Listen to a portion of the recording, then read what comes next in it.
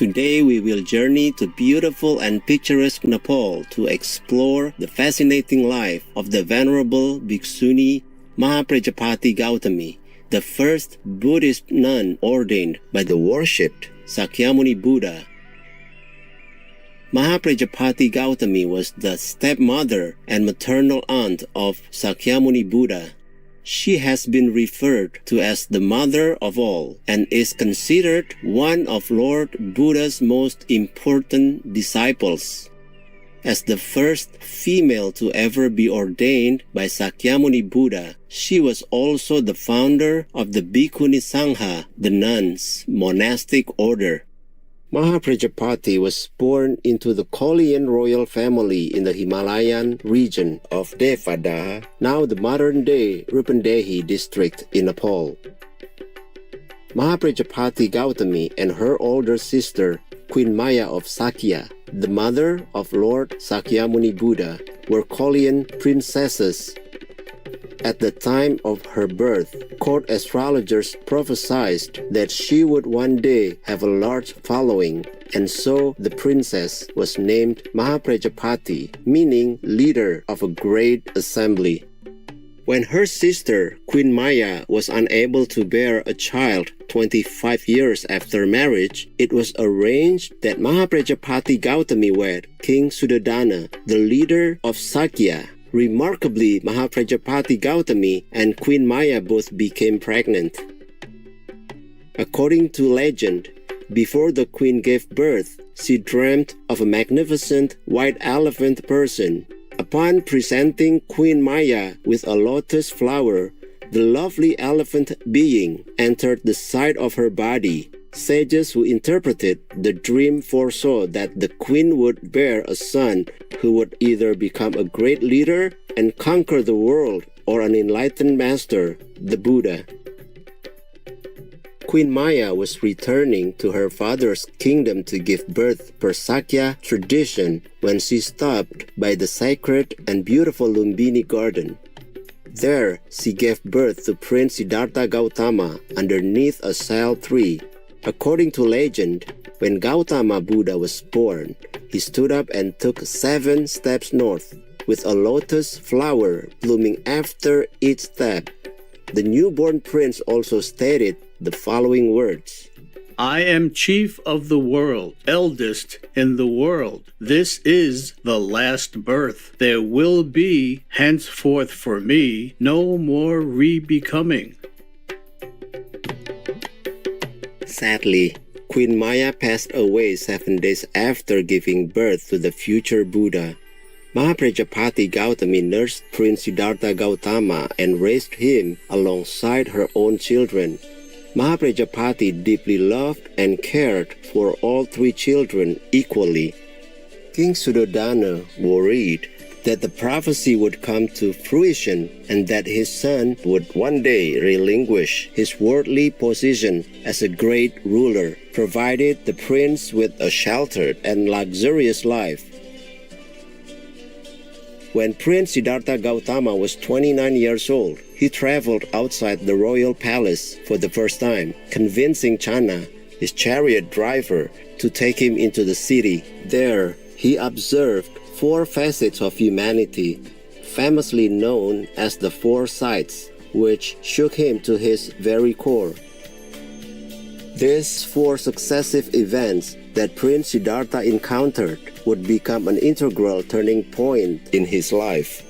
The first sign was an old man, in whom he learned that physical declination was a consequence of life. Then he saw a person ravaged by disease. Channa explained that people fall ill and experience pain throughout their lives. Next, the prince saw a corpse. His chariot driver explained that dying was inevitable. Finally, Prince Siddhartha observed an ascetic in deep meditation under a tree who was trying to discover the origin of human suffering. Inspired to follow the way of a holy man, the prince decided to renounce his life of luxury and become an ascetic. He was determined to find a solution to end the suffering of all sentient beings in this illusionary existence and liberate them from the cycle of transmigration. Through many years of spiritual practice and meditation, Prince Siddhartha Gautama obtained enlightenment beneath a Bodhi tree and became Gautama Buddha, the world-honored one. After achieving enlightenment, Lord Sakyamuni Buddha returned home to teach the Dharma to his parents, King Suddhodana and Maha Prajapati Gautami. There he discovered that his father had fallen ill.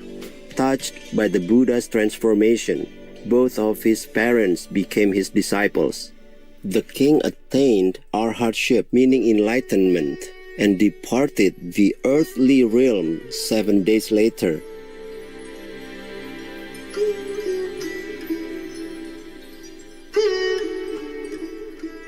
Upon the passing of King Suddhodana, Mahaprajapati Gautami decided to renounce the world and receive ordination from the Buddha.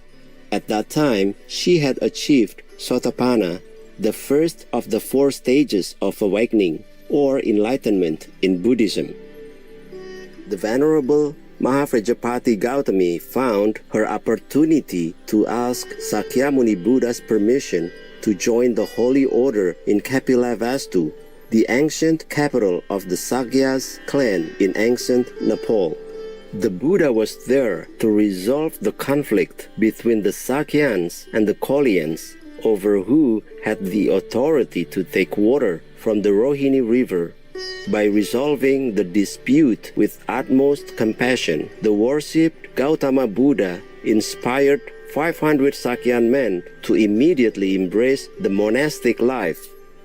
Mahaprajapati Gautami then led the wives of the 500 young men to seek ordination into the Sangha from the Buddha.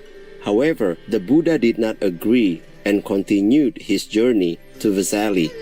Steadfast in their determination, Mahaprajapati Gautami and the 500 women visited a barber to have their heads shaved.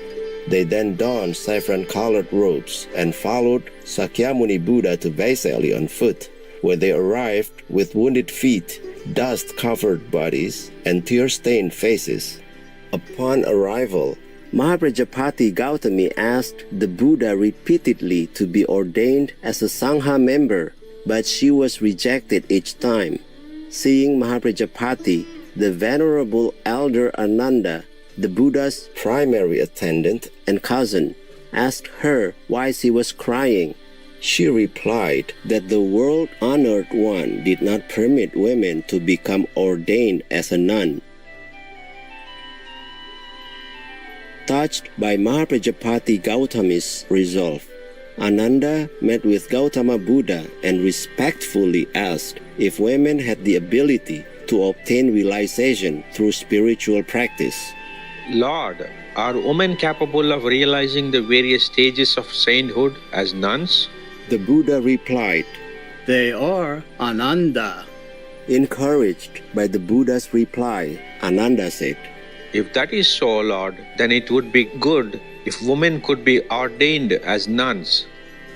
If Ananda, Mahaprajapati Gautami, would accept the 8 conditions, it would be regarded that she has been ordained already as a nun. Lord Sakyamuni Buddha agreed to the initiation with the condition that Mahaprajapati Gautami and future female monastics would accept 8 Garudamas, precepts or principles of respect. The Buddha then ordained Mahaprajapati and her 500 followers.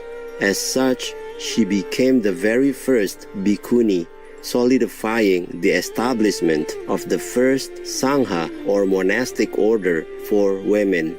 Following Mahaprajapati Gautami's full ordination from the world-honored one, the Buddha gave her instructions for meditation. Soon after, Mahaprajapati Gautami obtained arhatship and became fully enlightened.